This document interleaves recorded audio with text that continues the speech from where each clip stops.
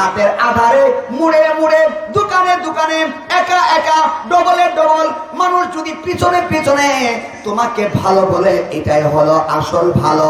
তুমি সারা জীবন মানুষের হক নষ্ট করে বেড়াইছো, আর তোমাকে এখন এসে মানুষ কই ভালো আছেন, এই ভালো তোমাকে কোনো ফায়দা পৌঁছাবে না।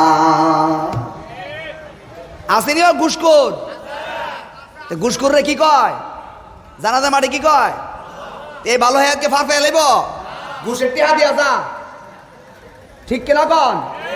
সুদ খাওয়া কি? কেউ আসতে বলেন কে রে? সুদ খাওয়া কি বলেন? যারা সুদ খায় সারা আসমানের ফেরেশতা যদি বলে সে ভালো ছিল, তার এই ভালো দিয়া তার হাসরের ময়দানে পার পাবে না।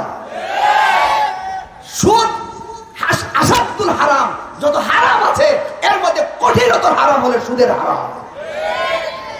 সমাজের অন্ধের অন্ধের সুদ ঢুকে গেছে।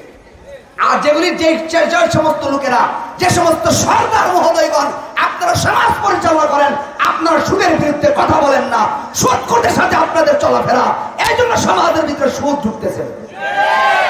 আপনারা হাসরের ময়দানে জবাব দিতে হবে, হাসরের ময়দানে আপনারা জবাব দিতে হবে। একটা গ্রামে যদি কোনো খাওয়ান হয়,